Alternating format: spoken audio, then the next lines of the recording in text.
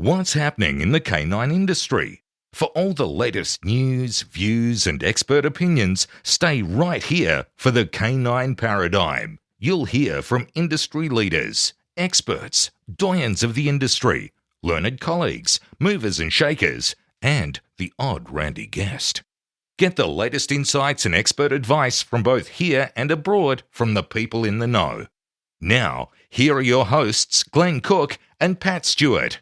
And I'm Lofty Fulton, and I'm out of here. Glenn, Pat, it's time for new ads. it is time for new ads. Do you have new sponsors? But we've also got some remaining ones as well course. that we've got to bless them. So it turns out we're actually behind because people jumped into our Patreon and sent us much money and we didn't realize. Until they said, oh, what's happening? Yeah. Hey, where's our ads? Yeah. Here it is. We're doing it. You know where you should get dog training equipment in North America now? Who? Mojo Dog Co. Mojo Dog Co. Yeah, mojodogco.com is a website. There's a real store. It's in Chicago. Yep. But it's a website you can totally go to and they pretty much sell everything. They've got meals. They've got training gear. They've got apparel. There's food. There's dog beds. Like it's a legit store. And you've been there, haven't I've you? been there, yeah. Yeah, you've witnessed it firsthand. You've smelt the odours. You've tasted the food. You've run on the mills. I committed theft. I stole a tub. I think I was allowed to take it. Too late now. I've got it. I just trained with it today. So basically, he's paying us Patreon money for you to steal his toys. Yeah, it's a great Klein tug. It's fantastic. A Klein tug. Yeah, Oh, it's you know excellent. who else sells a Klein tug? Who? The Buffhead, the OG Buffhead. Really? Yes, he does. He does. Yeah. In fact, he does. I got from the Buffhead a Klein flirt pole, which all the dogs favour over all the other ones. Really? Yes. You like shouldn't that. allow toy preferences, Len. I don't. They do. They choose what they want. We have two places that you could get dog training equipment. Yes. Mojodogcode.com. Yeah, in North America. Yeah. And Einzerwiener.buffed. Yep. Yep. You know what? You know what's a really cool product? The Rowdy Hound dog kennel. It's the kennel that attaches, like it's a crate that attaches to your motorcycle. Yeah. So you can take your dog anywhere that you're traveling if you own a motorcycle and you want to take your dog with you. If I owned a motorcycle, Safely. If I owned a motorcycle or a dog that wanted to ride one, Yep. I would 100% get one. I own a motorcycle. You should get one. I should get one. You should get one. I can see you with a little Frenchie hanging off the back of your motorbike. Yeah, I think that Mando would probably cause me to come off my bike. He would probably rock around like crazy on that thing. But yeah, little dog like what George Kittredge does, who's a wonderful bloke and a dear friend of ours. Sponsor of the show. And he takes his little blue heeler, which is an Australian dog. And George has been out here in Australia. He knows all about Australia. He stayed in Australia. He's done it all.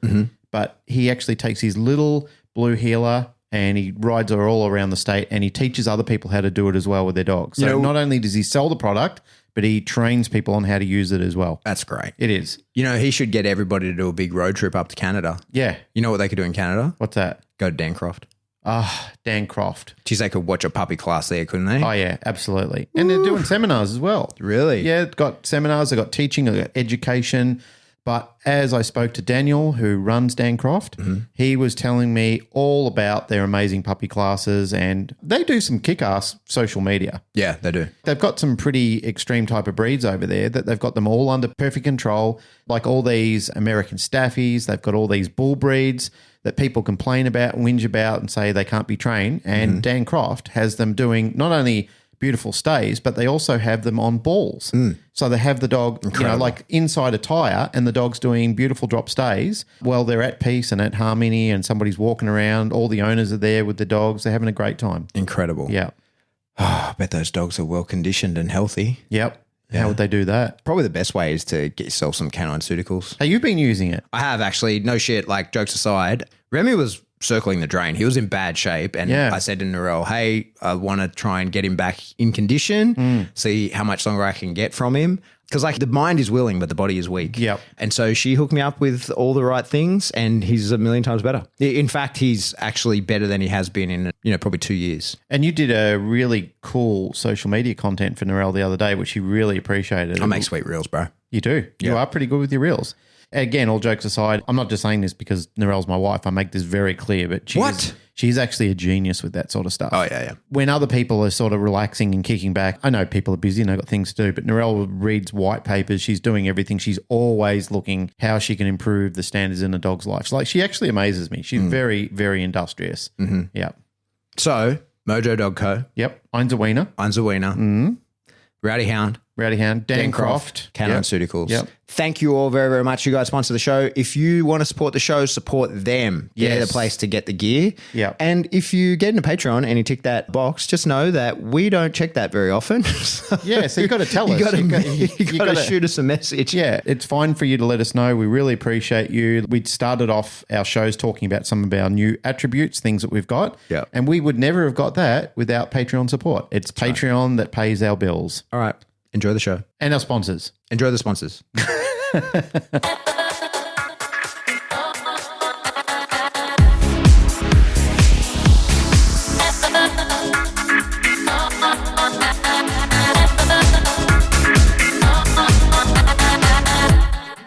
Welcome back to the Canine Paradigm. I'm your host, Pat Stewart. I'm joined in studio today by my co-host, Glenn Cook. We've had 2 weeks of guests and now we're back, just you and me. You know what's amazing? What's that? I can see you. Now we have to tell everyone. Thank you, Patreon. Thank you. We bought new microphone arms. We're Joe Rogan fancy. Yeah. Are we not allowed to like Joe Rogan anymore? Didn't someone say they stopped listening to us because we were Joe Rogan fans? Yes, they did. That was actually interesting. And I questioned them over the motive of saying that. Well, it was targeted at you, I think, that they didn't like the fact that you were mentioning Joe Rogan so much and then made a allegation that he was a white supremacist or something like that. Oh, well. I think he's actually very far from. I think he really loves and embraces the black community and any other communities. And whatever. Anyway, we got the same mic arms that he does. So very cool. It's the OCY Ultima low profile. Thank you very much, Patreon. Mm-hmm. The reason we got these is when you're sitting across the table from each other and you've got the arm mics, you're obscured by the arms. They're in your face all the time and you have to like dodge around the table. Whereas with these, we didn't get them just because of Joe Rogan. We got them because they're Daddy Rogan told us to get them. We got them because they are low profile. I'll take a picture and I'll actually show you. They compress up beautifully, like they're such high quality. It's an expensive outlay.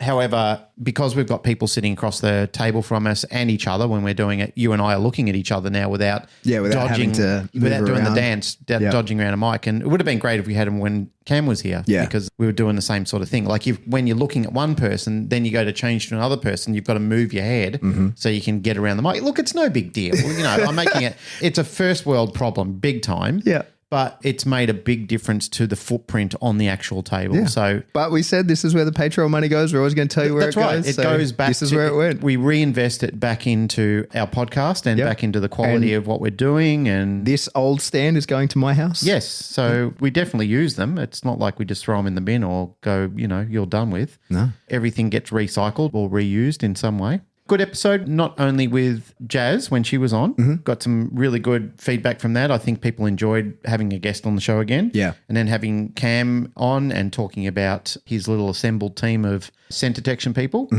It was well great. received. That's good. Yeah, it was well received. People enjoyed it. It was a little different than what we used to talking about. A lot more on the scent detection topic. It was nice to receive some good feedback. I really enjoyed Cam's seminar. Yes, me too. It was good. And as I said during the episode with him, like I've kind of tried to stay out of that detection space. Like not stay out of it, but it's not my shtick. But I feel a bit more drawn to it now. You'll love it. When you sort of get going on it, detection and bite work, I think are the ultimate, and I'm saying this from my perspective, so from anyone who gets to bug up their arse over it, but I think ultimately when you're doing the detection side, which is a very heavily innate process that a dog does, and then also the bite sports or the bite work that you do with dogs, it's sort of hitting two of the top tiers of what a working dog likes to do. It's one direction or another. And I know other dogs like to do other things as well, but I think it really helps define a trainer as well. Like people who get into those sort of things, you learn a lot about dogs and agility and flyball and general obedience and all those sort of things. You learn lots. But then when you get into those tiers, it's like completing it. It's like doing your masters in sort of understanding dog behavior. And again, I know people are going to go, oh, Glenn, oh, please.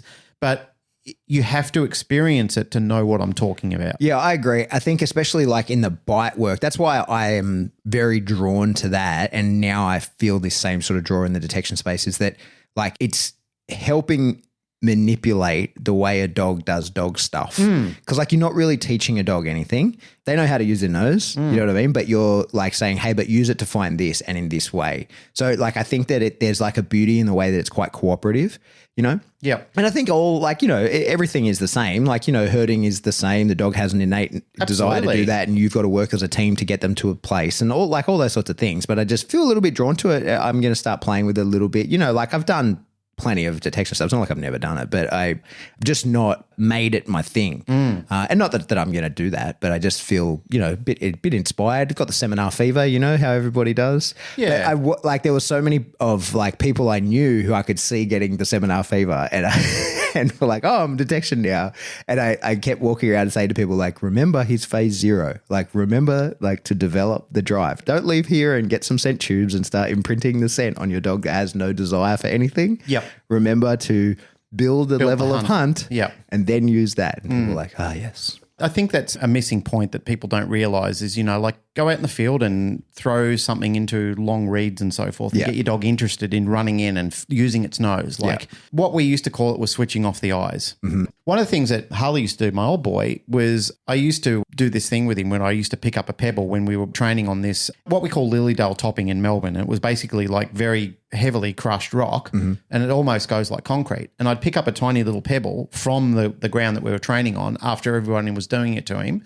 I'd rub my odor on it, show it to him, put him in a drop stay and throw the pebble out. And I'd wait 15 minutes and then I'd send him to find it. And he would go off and scour the ground and he'd come back and he'd have a pebble in his mouth. And people would say, how do you know he's found it? And I said, he never comes back unless he finds it. Like I'd say to him, out, and he'd go, and he'd spit a little tiny pebble on the ground. And they say, how do you know that's the same one? And I said, you just have to trust me. That's the exact same one. I said, okay, what we'll do to satisfy you is I'll put a Sharpie marker on it. And then they said, well, then he can see it. And I said, don't be silly. We're going to put like a dot on there, you know? Yeah. And then they said, well, then it's the odor of the Sharpie. And I said, I don't give a fuck what odor it is as long as he finds the same one. And I said, but it won't be the Sharpie odor because this will be the very first time a Sharpie odor has been on there. It's a game. We're not playing for sheep stations here. So I marked it. You know, like 30 people there watching this. This is not just me and my made up friends. I said, I'm going to double the time now just to make this hard because you're an arsehole and you made me do this.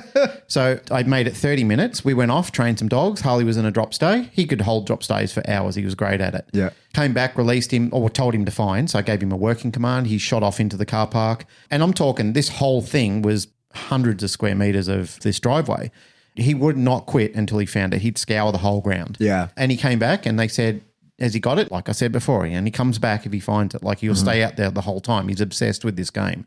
So I said out, he spat it out. I picked it up, Sharpie on the bottom. And they said, fuck me dead. And I said, but that's what you don't understand is the intense capability that a dog has to use olfaction. And when they're really into this, they're really into it. So you got to understand these wolves and wild dogs and hyenas and all these sort of animals, they have to do this. They survive by It's a survival thing. That's right. I said they have to do this. Even though we may have dumbed it down or dulled it in some of the poor designs of dogs that we've done, I said there's still dogs with incredible genetics and incredible capability in detection. You remember years ago when Mike Suttle was out here, those guys had that little dingo puppy. Like wild caught dingo puppy. That was incredible at detection. I think that was Andrew Duh's dog, wasn't it? That's right. Yeah, they found it. And everyone was kind of remarking how good it was. I was like, yeah, but it's 1,000 years of evolution. There's like nobody ever looked at those dingoes and said that one's pretty, breed it to that one, right? It was like they were good hunters. That's how they were alive. Right? That was true selection. You remind me, I met this cop once who had an insane amount of light bites. I asked him, his dog was a good dog, but it wasn't amazing. And I asked him what was the deal. And he, the classic line, he said, if you can't find him, you can't bite him.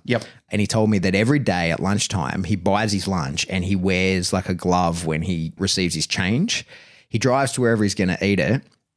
He lets the dog out and he, on the bonnet of his car, eats his lunch, and wearing a glove, he gets the coins and he'll like flick one out into the side of wherever he was, like into the grass or whatever.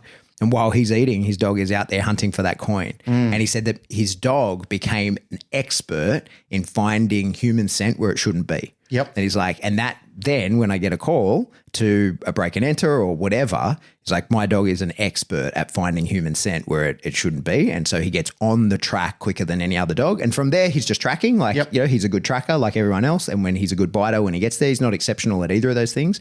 But what he is the best at is finding human scent where it shouldn't be.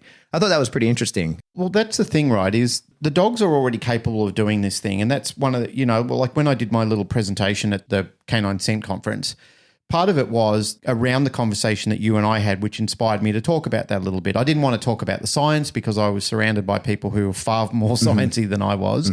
I didn't want to talk about fields that Cameron was going to talk about. So I started talking about considerations, things that people need to think about in their training. Like one of them was the sacred cows that we all have in our training disciplines, where we hang on to these stupid fucking traditions which just fuck us up and fuck our dogs up. It's not you and I I'm talking about. I'm just talking about some of the old world. How dare you, sir?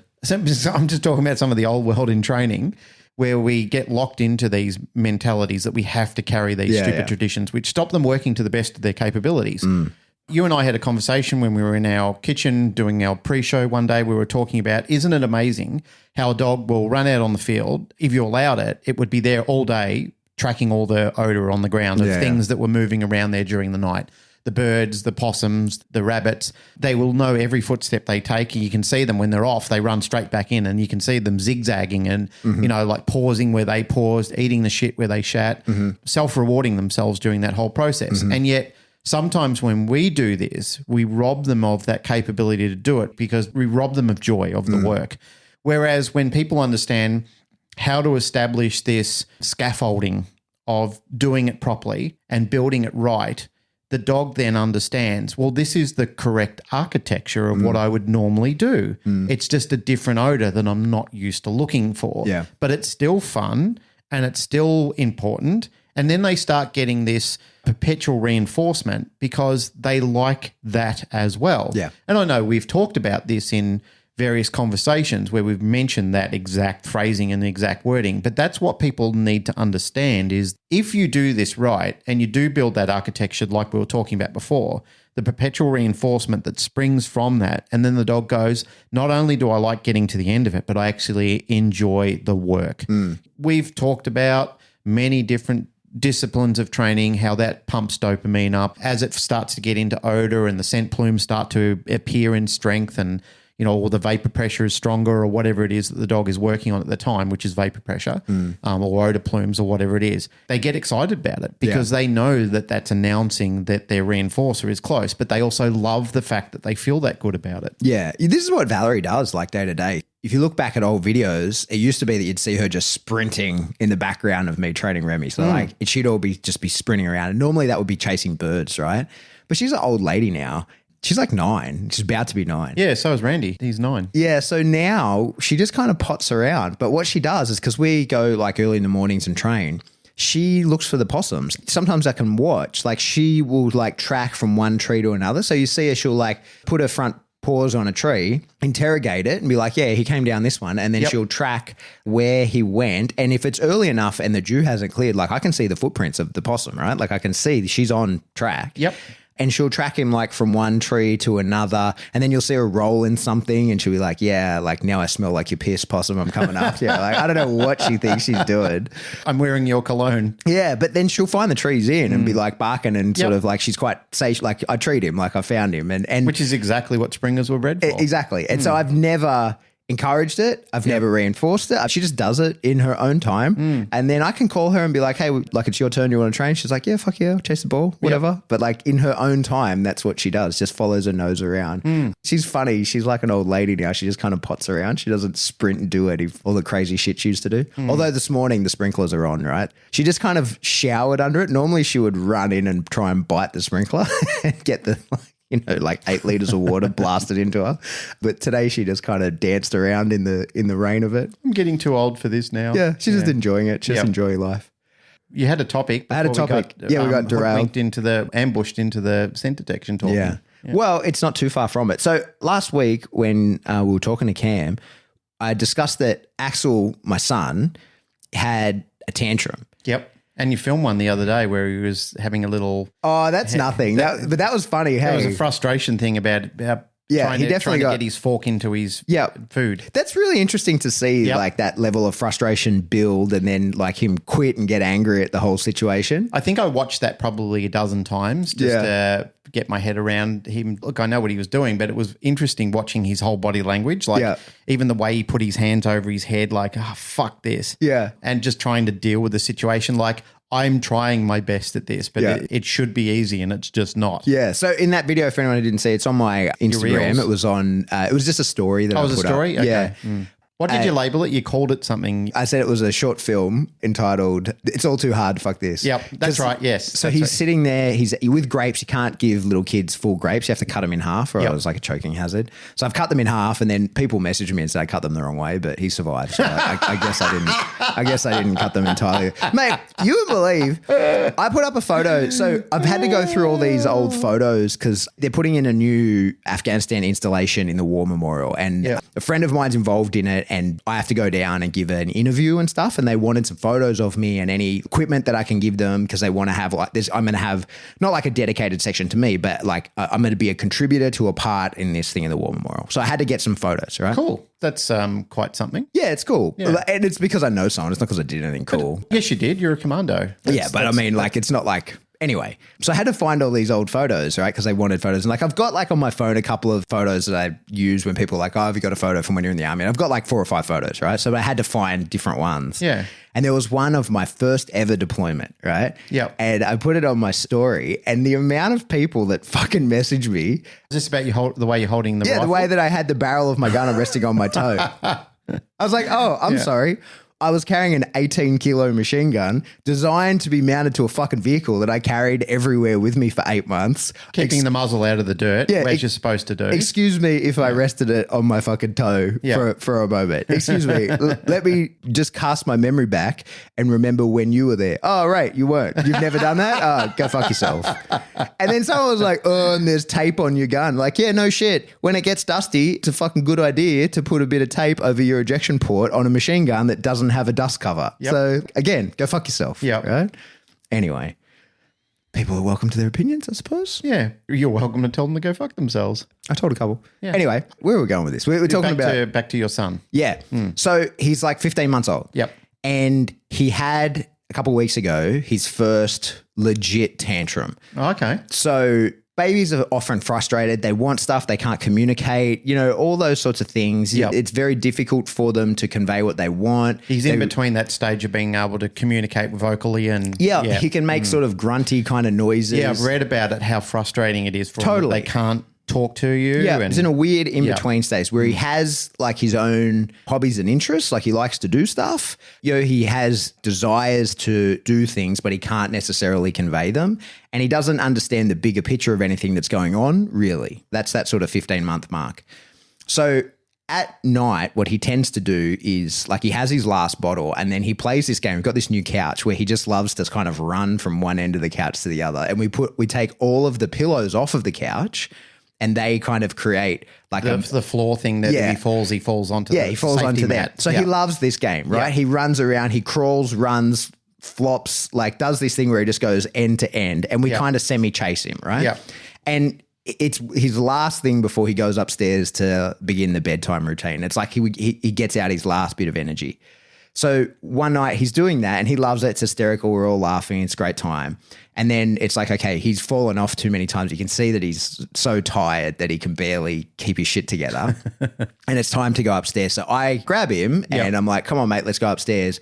And he fucking cracks it because he's now at a point where he knew where he was going. Yep. He knew the fun was over. Yep. He knew, like, I'm headed upstairs. It's bath time. The bedtime routine follows, but I still want to be doing that. And he doesn't have the words to say these things. All he has is a huge motherfucking tantrum where he's screaming and flailing his body around all over the place. I just kind of laughed, right? Because I'm like, I get it. I want to keep doing this as well, but I know you're only downhill from here. You only get more tired and more hysterical. Like, we're doing this. And he's like whacking at me. Well, he's a feisty kid, right? Like, he's got a lot. And so this huge fucking tantrum because he wants something and I'm not going to let him have it, right? Because I know better. it's not appropriate anymore. Like, it's time to put an end to this. And I'm like, we are proceeding with what I need to do. And I was thinking about it as I was doing it. Remy follows me up and he's 15 months old, right? And I remember sort of reading that that's about the cognition level that we think dogs are somewhere about that sort of level of cognition. And I thought, what would I be doing with a dog that had a similar tantrum in this situation? Like, how would I handle this? Because there's no way I'm punishing a 15-month-old baby, right? There's no, like, but I guess technically by the definition of punishment, I am taking him away from what he wanted, right? But it's just what had to happen. I wasn't doing it for an effect.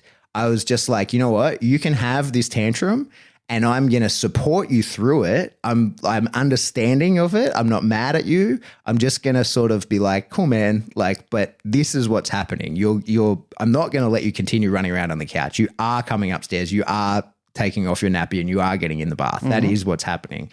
And he's so fucking angry at me, right? And I'm laughing the whole time. And he's like kicking his legs and as I'm like having to avoid being kicked in order to get his nappy off. And then the moment I put him in the bath, it stops, right? He's like, oh, there's a new play area. This is totally fine. Wow. Yeah. Because he's like, oh, he likes being in the bath. He's like, oh, this is sweet, you can play with these boats and I mean, here, this is fine. It gave me cause to realize, I was like, I think that if dogs are at the same sort of level of cognition, when they want something at that level, that emotional drives to want something like that, I wonder how supportive I am to a dog that's in a similar situation where he's like, no, I really want that thing. And you're like, you can't have it, man. And he's like, no, but I really want it. And we then often try and train like in that moment. And it made me realize like it was a good example. I felt like it was a good way to explain how sort of ineffective training with a dog that's over threshold can be. Because I knew that with him. Like immediately I look at this little baby having a tantrum. I'm like, oh, there's no rationalizing anything. You can't understand me, right? Like you don't speak. You have a very rudimental understanding of like conveying my intent to you. You kind of understand happy and sad. You can get my tone and my pitch and my posture. You understand those kinds of things. But I can't have a conversation with you. And you have to stop doing the thing that you're doing. And you have big feelings about that. You're not in trouble. It just is what it is, man. It just has to be this way. And it made me think about how many times when I've had a dog go over threshold that I've been like, you're slighting me, sir. You know what I mean? Like, how dare you? Yep. How dare you? Control yourself. And I was like, he probably can't, you know? So it was a good example of, I thought anyway, of when that dog goes over threshold and is having a tantrum. I like to think that I train in the similar way that I handled it with my son, where I'm like, hey, you can have that tantrum, man, but it's not changing what's happening here. You're over threshold. Our learning experience now is probably not going to be great. Like this is not a time I'm going to, I'm not going to punish you at this point.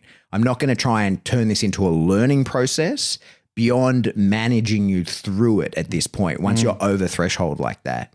And it made me think about that process of sort of training at a level of stress and arousal where that cognitive understanding of what's going on, the dog's actually making decisions rather than finding itself in an emotional state and then being punished in that emotional state. Because I think people say that you can punish emotions, like you can stop a dog wanting to feel that emotion, but really what you're doing in doing that is capping drive. Yep. And I think that's one of the places like where people who don't have enough drive to cap, when the dog is like, hey, I really, really want that thing, by saying, hey, no, now you can't have it. Often I think that we sometimes diminish drive in that moment and kind of the dog goes, well, he can't rationalize that he wasn't allowed that thing necessarily in that moment because he's emotionally like he's just in it. He's over threshold. But you can be like, you can't do it, but you're not in trouble at the moment. We're going to have to recreate this. We're going to set this up. We're going to create a learning moment and keep you at a threshold where you can so that I can in future just say to you, hey, come on, you're not allowed to do that. And you go, yeah, got it. But now is not the time. Are you flirting with suppression? I'm dancing around it. Yeah, I know. You've said every other word except for suppression. Yeah. So, yeah. Before you go on, they are very interesting observations. And I think as dog trainers, especially when we come into the league of people trainers as well, you use these epiphanies and analogies to tell stories to other people. Of course. Of your awakening, the thing that hit you deeply where you go, holy shit, I've just had a neurological breakthrough of something that I've kind of known and I've danced around this, but I haven't paid enough attention to it because I wasn't so intimate with it. And I think sometimes a human experience sometimes gives us that ability to look deeper into it and think, I was missing that because I wasn't as close to it. I was a little removed from it. It wasn't so intimate, as I used the word before. And they really are amazing moments, and they are really teachable moments. They are things that you can pass on to people. I do that heaps with students when I'm out there. Like they say, geez, you got a lot of stories. I said, yeah, but I've been doing this for 30 years. Yeah. And not just me, but I've been listening to other people's stories intently as well when they tell stories. And I said, if you look at all the old tribes, everyone in the village used to sit around and the elders used to tell stories, or the hunters would tell stories to tell everybody at the tribe what they see outside the tribe. So the people who don't get to leave the tribe get to share in the experiences and the visions of everybody else, the wise people who went out and did these little pilgrimages or safaris or these hunting trips or whatever they were. And it's very important for us as trainers, too, trainers of dogs, trainers of people, that we share in these moments as well. Like you already know this, but for people listening, I can't emphasize to you how important this actually is to pay attention to things that are around you in your environments that you can relate back, because you can look at the parallels and say, it is almost on point or so goddamn close. I can utilize this now in my new understandings of the path that I really need to revisit with my training of dogs. And it's nice listening to you talking about this. I've had some of these special moments and I've thought to myself, holy shit, I thought I was on point, but I think I missed the point a little bit because I wasn't paying as much attention to it. I think, and certainly when that was happening, I was actually thinking to myself, because I'm kind of laughing at him having this tantrum, right? It's kind of funny to me. And it never, it didn't for a second cross my mind that he was doing it to slight me. But sometimes you see people like, oh, this fucking dog. It's happening around you, man. He's not doing it to you. He has a strong desire to want something. But the people like that are the ones who are easily offended. Yeah. They find offense in a lot of things because they're looking for triggers to say, oh, you're doing this to me. Yeah. Where it's just an experience of behavior. Yeah. And so, as he's having this tantrum, I'm kind of laughing, thinking to myself, you poor little guy. You'll get through this. You'll get over it. This reminds me of Chad's quote, the dog's not being a problem, the dog's having a problem. Yeah, totally. Yeah, I think that's a really wise summary of a situation like that. 100%. And then it gave me cause to think, so my neighbor has a kid who's 3, all right? Just this morning, they had the bubble thing going. What's the bubble thing? Yeah, it's a bubble machine. So it blows bubbles. And it kind of got jammed and it made this ridiculous clump of bubbles. Right?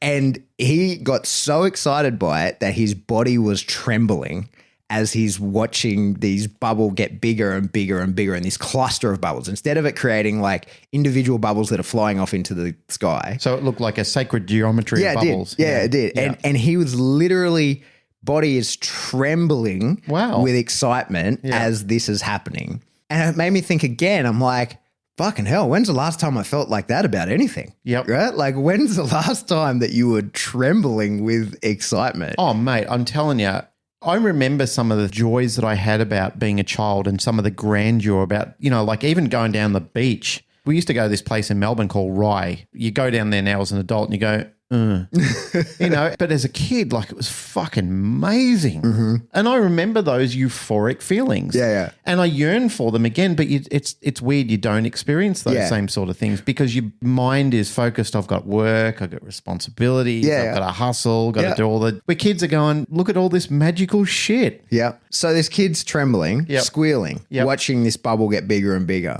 That's actually beautiful. Yeah. But then the conversation happens. His mum says, imagine feeling like that. Yeah. That's why I think it's beautiful. But I was like, but I saw that just a couple of hours ago when I told my dog to down and I went and put his ball 30 meters away. And you know what I mean? Kids and little dogs are very similar. But this is the thing. So like, I think there's danger in comparing too much kids to dogs, because you get people then say, would you do that to a kid? And it's like, no, it's a different thing, right? Yeah. Like, but different cognition, different. Yeah, but it's a different animal. Like, it's a different thing, right? Yeah, and there's different consequences for mistake. Like, it's a different thing. But there's many parallels.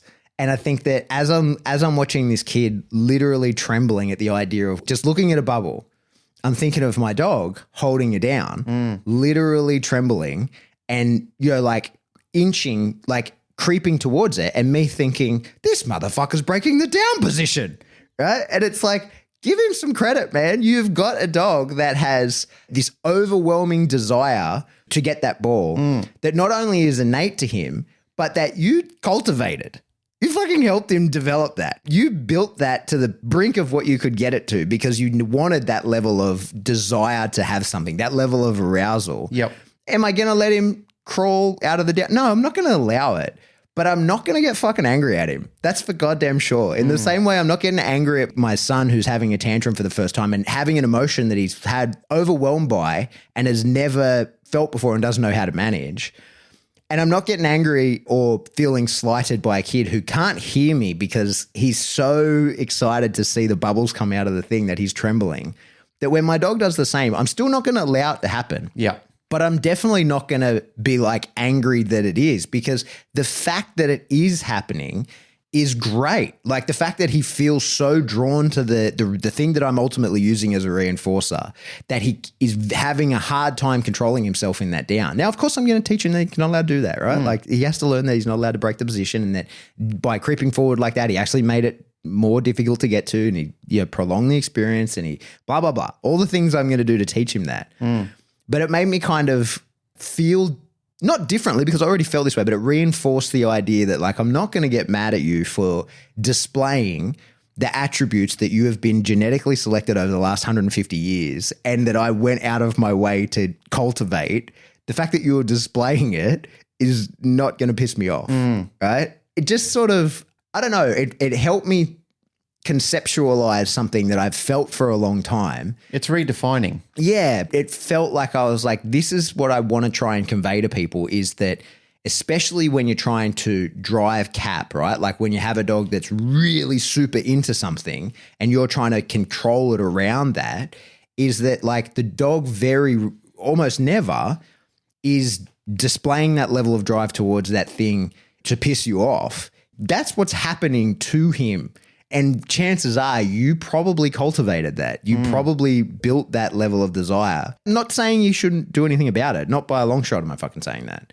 But what I am saying is like, you have to have a level of understanding around that. I think that when a dog breaks a position to go and bite the decoy, or, you know, like in agility, if the dog breaks the start line, like all of these types of things, it has to be managed, and maybe doing it with tools is the right way to do it. Like there's lots of, I'm not saying that you shouldn't be dealing with that. But I think that a level of understanding of it, the reason that it happened is actually ultimately a good thing. The reason that it was the driving force behind that behavior, the emotion that drove it, you need that. If you get rid of that emotion in order to have that behavior not happen, then a lot of other behaviors are also not going to happen. Well, I think the important thing here is to get rid of your emotion. Yes. Because it's not a emotional thing, it's an educational moment. I agree with you. I think the dog should feel the emotion, but you shouldn't, because I think the problem with a lot of us, and I've learned from this many times, I've had to really redefine who I am and what I'm thinking about when I'm out there training with dogs, is I've made it an emotional moment, not an educational moment. I haven't looked at it through the right lens. I'm thinking, as you said before early in the episode, you're doing this to get at me.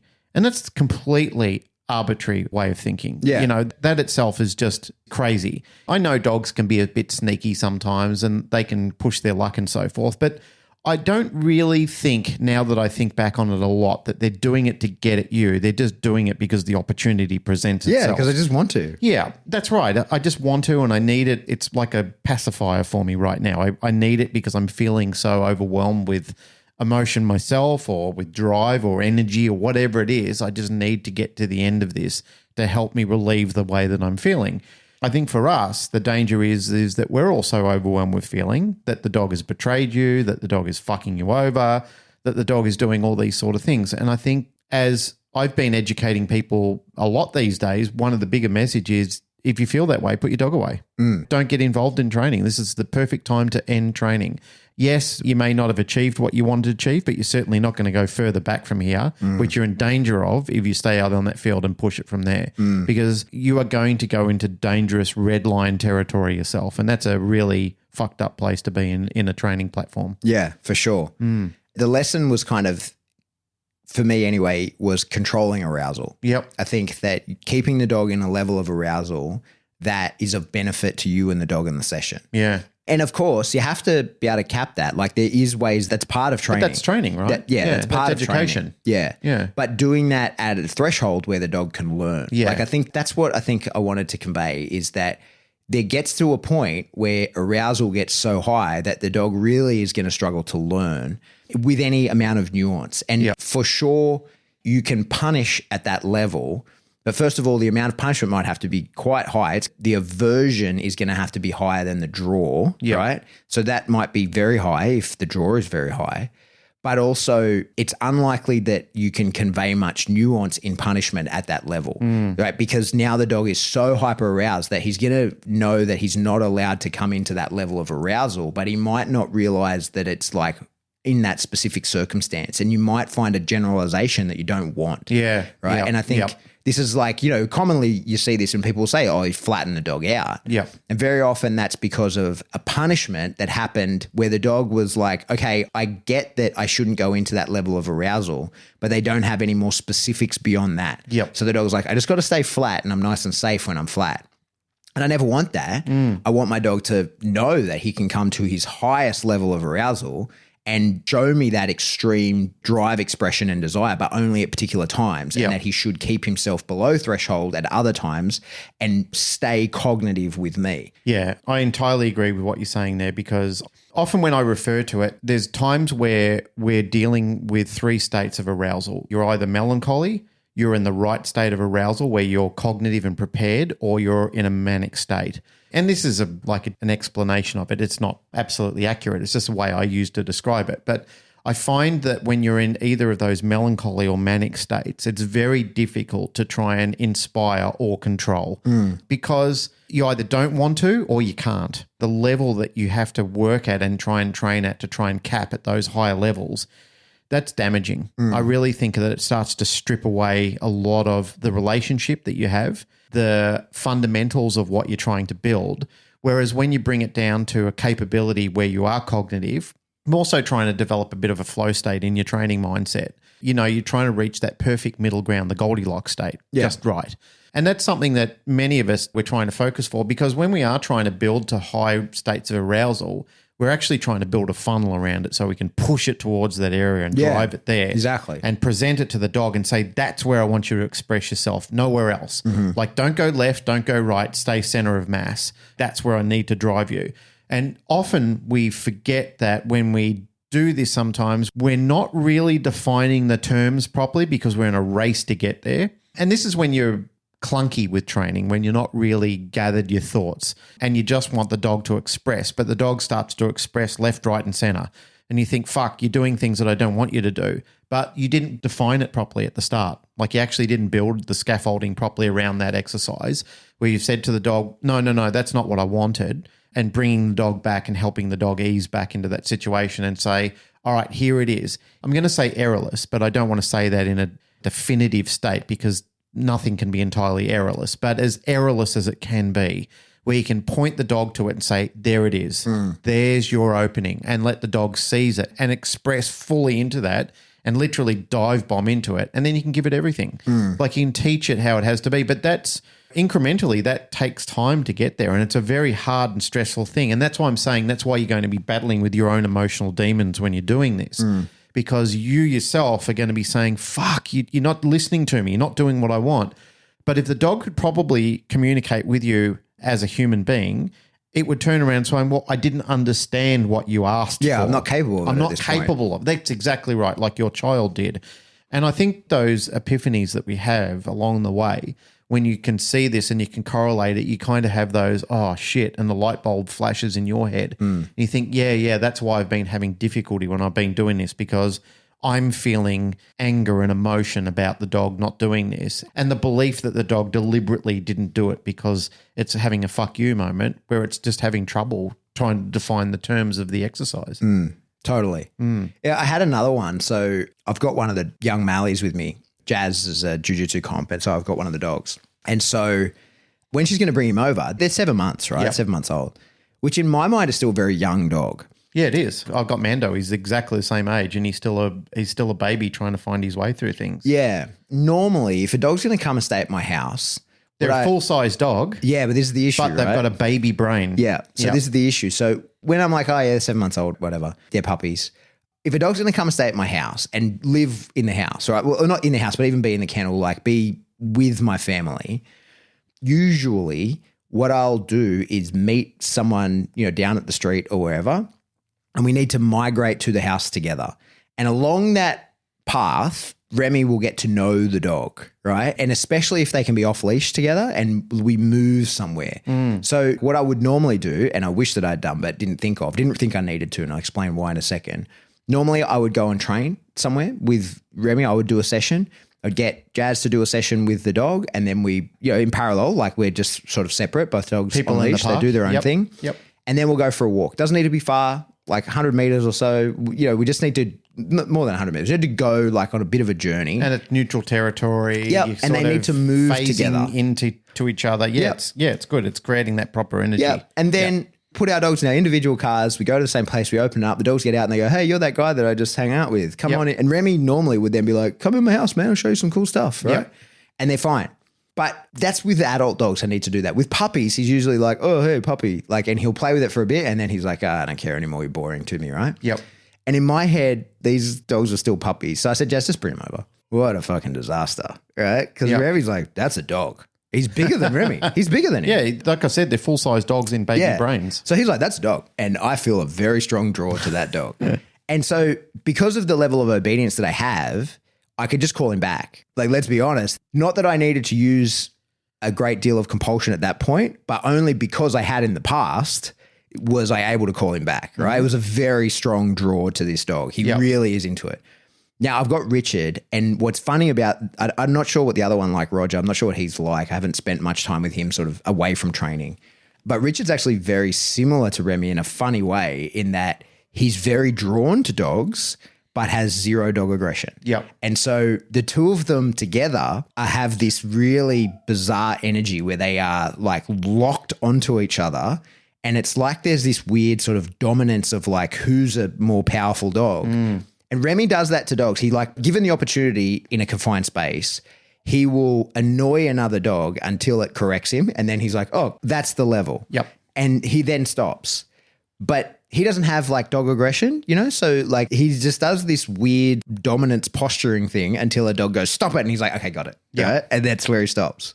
But Richard's the same. So they're both doing this weird posturing thing, but neither of them tells the other one to stop. And so they're kind of stuck to each other. Like you imagine two dogs that look like they're about to fight, but neither of them do. They're just kind of stuck there like, what are you going to do about it? Nothing. What are you going to do about it? It's a bit like Zoolander and Hansel. 100%. It's exactly like that. It is. And it's hilarious to watch. Right? And I'm managing it safe. And Remy's doing it through the kennel. Richard's in the kennel and Remy's on the other side. And I was like, oh, shit, I have to take these dogs out. There's no way to stop this, right? Now, of course, I could punish Remy in that moment, but I'm like, this is on me. I know how to avoid this, but this is on me. And now I'm at home with 3 dogs and a baby, and it's me. So I'm like, I can't do anything about this. I can't even realistically, I can't even really get him out of the kennel because I'm not in a position to deal with this by myself. I have to wait till Jane gets home and I can offload Axel to her and I can deal with this situation. I can manage it. I can't realistically manage 2 lunatic Mallies safely myself. How the fuck am I going to walk them down the street where they're trying to clunk into each other? And I know I can fix this 100%. All I have to do is get Remy, I have to go to a place, put them both in the crates next to each other. They'll whine at each other for the whole trip. I get one out, work him, put him away, get the other one, work him, put him away, do a lap of the park, and they'll be best friends. Yep. And I should have done that before when they got dropped off, but I was like, shit, I'm stuck with this until I can do that, which wasn't until the next morning. And lo and behold, when I did it the next morning, they're like totally fine with each other now. Like can just chill out on the floor next to each other. Richard's in the kennel, relax. Remy's in the house, doesn't give a shit that there's another dog in the kennel. Like, because he's like, I know him. I'm aware of him. I was with him earlier. He can be in the kennel. I don't care that he's in my house, right? But when she first drops him off, I've got this whole afternoon and night of this shit show. And I'm like, this is this same level of arousal that I've allowed my dog to get into where there's no real clear communication. Now, I can still control him. 100% I can control him. I can call him back from the kennel. I can tell him to go wherever. I can put him in an adjoining kennel. But he just sits there and is like, but I want to do that thing, man. Yeah. I want to do that thing. Like I need to go do that thing. And I thought to myself, like, I don't feel like I can ethically punish this because I can stop him displaying the behaviors, but I can't change the way he feels. He has to go through these, like, in a way that I feel comfortable with. I can't change the way that he feels. He has to go and do the things that he needs to do to satiate that drive. And I was like, this is my fault. I should have lowered the level of arousal for the meeting, but I let them just clunk into each other head on. I thought it would be fine. And like it was fine, but it was just a headache for me to deal with for 12 hours until I could take them out and let them do their thing. So it was another example of I was like, oh, this is an emotion that I want. I like that he is like this, but I don't like it right now. So question for you in that aspect. Let's say, for example, you did take him out onto the field like you originally planned to, and it still didn't go the way you expected to, like there was residual there and there was like a bit of a hangover of behavior. What then? How would you deal with that? Well, the same way I did deal with it when it was the way that it was. So I can call him. I just say, hey, you can't do that, man, come inside. And he reluctantly follows through. But then I can see in his own home now where like you see any of the photos on my social media or whatever of him in the house. He's just totally chilled out. Upside down on the couch. He's just totally chilled out. Yep. But he couldn't do that because he hadn't done that interaction. And so he could come in and he did everything I told him to do, but he's just antsy. You know what I mean? Like he's simmering without being able to calm down. If had I taken them out and it hadn't worked, that's what I just would have had to put up with. The behaviors I have under control. He did exactly what I told him to do every time I told him to do it. Get away from the kennel, come in here, stay here. He does all these things, but in drive. Yeah. You know what I mean? Like he's sitting there simmering like, okay, I'll do it because you told me to do it. But the moment you tell me that I'm free, I'm running over to that kennel and I'm pressing my head against it and I'm staring at that dog. Right? And so dogs. It was just one of these things where I had to look at and go, fuck, I just have to manage this. Like I there's not a lot I can really do. The only reason that obedience and all the things works is because of the amount that I have. Yeah. Right? Because of course. the amount of, so if I didn't have all those controlling mechanisms to do that, it would have gone differently. Right? At that point, we're in a whole different, we're just separating them. They're not allowed to get together. And I've got two antsy dogs. Like that's just the way that it goes. Right? And that's standard kenneling for dogs. Right? No big deal. It was just interesting to me. And it was another reflection that I had on the idea of like, this dog is very highly aroused and feels really strongly about this. I like that he feels this way. I like his personality. In this instance, I don't. So I just have to manage it for now. Like I just have to kind of ride this out. There's not a lot I can do about this. Yeah, it's very hard. And that does make it even more difficult when you're thinking or considering the use of a positive punisher or some form of correction for the dog being in that state of mind. However, the dog is also compliant with everything that you're asking the dog to do. And then you have to say, well, he did what I asked him. That's the issue, right? He might not have done it with the enthusiasm or the usual. He did it better. He did it's super flashy obedience. Drive? Yeah, because he's in drive. Oh, yeah, that makes sense. Yep. Like literally everything I asked him to do, he did as good as I would ever ask, but I had to ask him to do with stuff. the hope that you're going to release him back so he could go and run to 100%. The other dog. Fuck him. So that's the issue, right? So like there's nothing, like in that moment, I really had to reflect because I'm thinking, how the fuck am I going to manage this until tomorrow? And I was like, I just have to put up with it because there's nothing I can do here. Like I can't punish him. I don't want to stop the way that he feels about that dog, right? I'm okay with that. Like I could punish him, but I don't want to in this instance. and he's doing everything that I am asking. And like I say, make no mistake, the only reason he's doing everything I'm asking for is because in other instances, I have used the compulsion to get those behaviors. You know, it's all, everything he knows is taught. You would contradict what you've done in the past, then he would learn. So you don't want me to work through pressure. Yeah, exactly. Yeah. Exactly, right? Yeah. So it was just like, I'm like, oh, I'm in a bit of a pickle. Well, I'm in a prison of my own design. Right? That's exactly right. Yeah. Yeah. But the lesson for me, still, when I think about it, was you didn't control arousal correctly to have the outcome that you wanted. I knew how to do it, but I thought, nah, I should be right. It wasn't right. Yep. I mean, it was fine. It just had a dog that was sitting on the, like, inside all night going like, there's another dog outside and I want to go play with him. Well, you know the best thing about all this? It's content. No, that. We get to tell the story.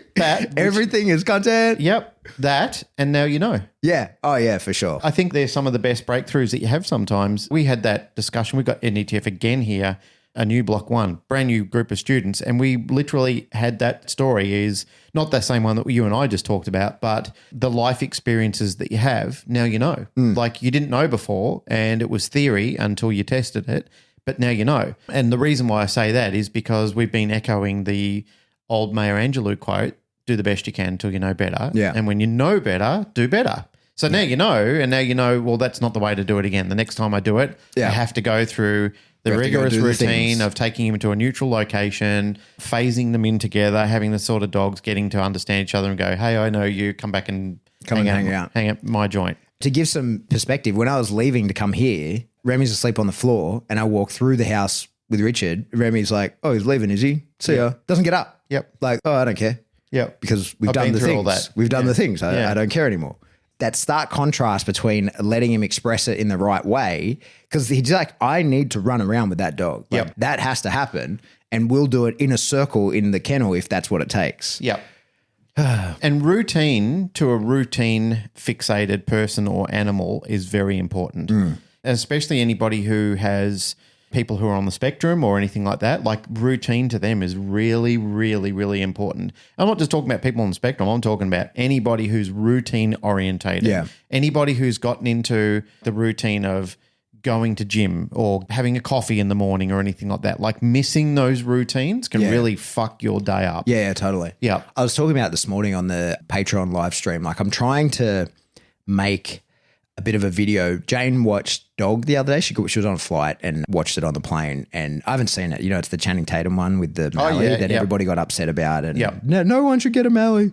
I think everyone should get a Mallee. Fuck it. But I want to make like a video. I'm trying to make it a bit sort of nice and cool and sort of cinematic, but I want to make a video about Remy and my experience living with him, and show he is a dog that can totally live in the house and can do cool things. But I want to show like it took 3 years or more to get to that point, but also like that's not always the case, you know? And I was talking about it this morning. You have a dog that sort of, if you've done protection work with, you've done bite work and that kind of stuff. And if the dog guards the house and someone knocks on the door and the dog is in that level of arousal, that is that protection level of arousal, and then the person leaves, that's why the dog turns around and rips your couch up, right? Because like that arousal has to go somewhere. That can't just dissipate into thin air. It has to be expressed in one way or another. And I want to try and explain that about those kind of dogs. Like you can totally live with them, but you have to do the things. You can't just be like, here, you go over there and I'm going to be here. It's like, no, you have to let them express their drive in the correct ways. And sometimes something might trigger that drive in a way that you didn't expect. And you have to be in a position to be able to manage that and control it and then give it the outlet at the appropriate time. Anyway, I'm working on that. There's always a lot of little building blocks. Everything that's got to be considered and everything has to have its place. All right. What do you say?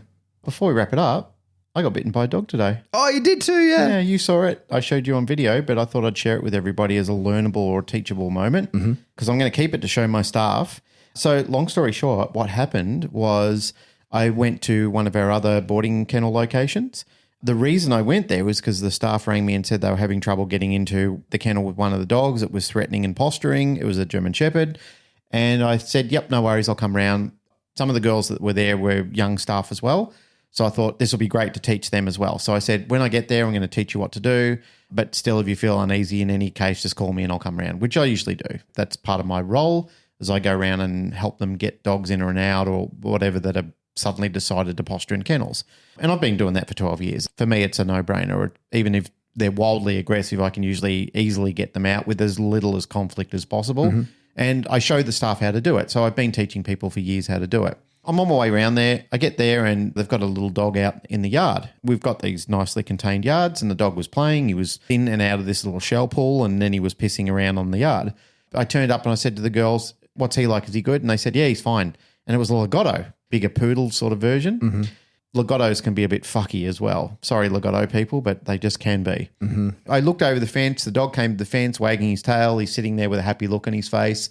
I didn't pat him. I didn't touch him. I didn't do anything. I just opened the gate, went to walk in there. I was in there within seconds. He jumped at my back and then he full on bit me in the leg. Mm-hmm. And I was just lucky that I'd felt the pinch on my leg, like I felt him go into the bite. And I pulled my leg out of his mouth and I gave him a good clock too. So he got clocked by me. But fortunately, there was a dog bed leaning up against the wall where I was. So I grabbed it and just shielded him off. And then the girls are going, oh my God. And one of them squirted him off with a hose and because he went to have another go. Mm. The girls put him in the kennel and he's fine with them, absolutely fine. No problems at all. And it could be big guy, beard, hat, all of the hallmarks that we talk about, the red flags.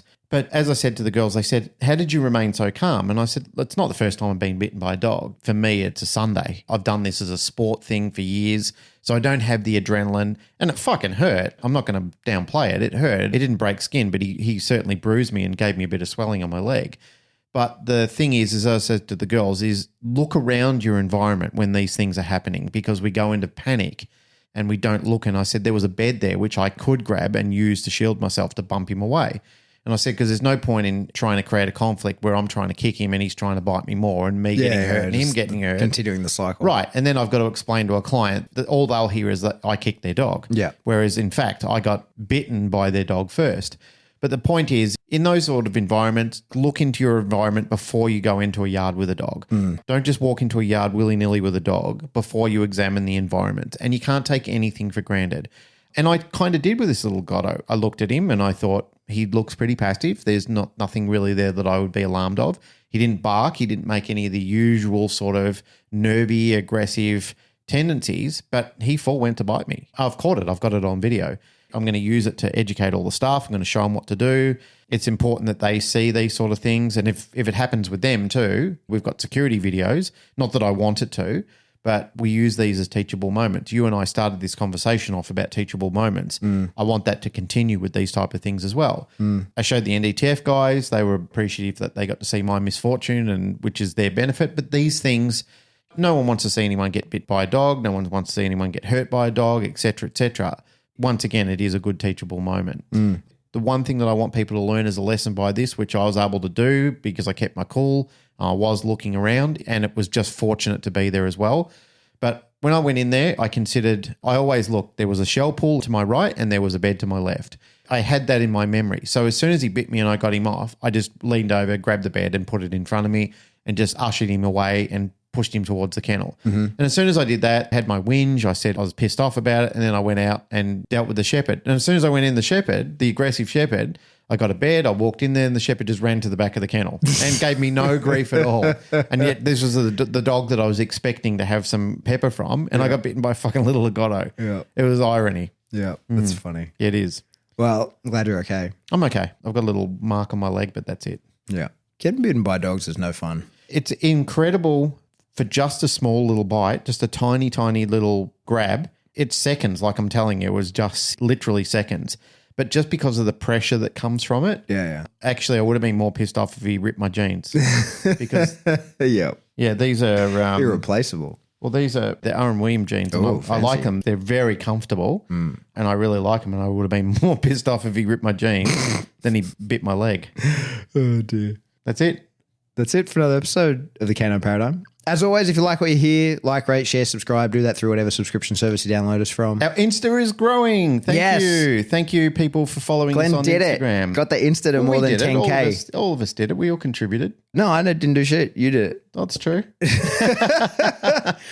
But you do a whopping job for our Patreon. I'm enjoying that. I'm back to really enjoying that shit. Yeah, you've done a big effort for our Patreon. I had a weird, not a break from dogs, but almost, right? And a sabbatical. Yeah, but I'm back. I'm back with a vengeance. I'm super excited about it. You went overseas and you got dogs up your bum again and you're good to go. Dogs on my bum. No, I am. I'm super excited about it. I'm really looking forward to next year and all the things that we can achieve. Really want to go hard in the paint in the Patreon and really, keep providing a lot of value to those guys. I've got all the content. I've got lots of things in the works. Yep. I want to take on some bigger projects. I think what's happened over the last sort of 6 months or so is, I've developed a pretty decent skill set in the content production. I want to now bring that back into this space, I want to continue doing the stuff that I started doing a while ago, but didn't quite have the capacity to do. And now I think I do. So anyway, that's all in the future. Stand by on that. If you want to support the show, jump into the Patreon. Yep. Give us a couple of bucks. Yep.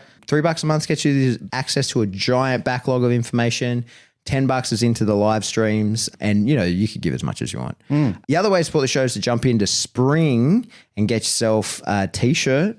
They're cool. Yes, they Look cool wearing our merch. It was like you said, when you went over to America, to the ISCP, and saw waves of people out there wearing our gear. Yeah, it's incredible. And it's turn up and other people are wearing your t-shirt, not one that you gave away, that they actually paid money for, which is, it's a huge honor. Well, I saw a couple of girls wearing the Cool Story Show Me Your Dog. Dallas Berkowitz is one of them. I saw her. I filmed it for her Insta, and then I played Mondo Rock's Cool World as the song over the top of it, because I thought, that was cool of Dallas to wear that. For sure. Yeah. It is. It's always a huge honor when you see people wearing that stuff. Yep, it is. So and the buy stickers, more. The Buy stickers, I think we're almost out of the 1,000 clickers we bought.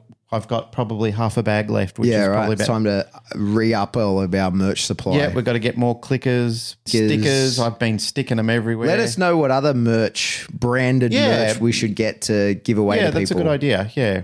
Slap bands. That's what we need. Oh, you love the slap bands. I want to get TCP slap bands. Yeah, you just want to go over when you're having a little drinky and go slap. I think it'd be cool. Yeah. All right, so do that. If you want to get in contact with us, the best way to do that is jump into the discussion group in Facebook. Yep. There's lots of cool conversations in there. Just don't be a dick to anyone. Yep. Before we officially wind up, I'd just like to also say thank you to our sponsors. Of course. Yeah. I know we do a little thing at the start, but I do appreciate Ironswick, Dan Croft Canine, Rowdy Ham Brand, and Canine Surgicals for sponsoring our show. They financially contribute to us being able to make this a free-to-air podcast. Totally. Yep. If you want to get in touch, shoot us an email. We're info@canineparadime.com. Bye-bye.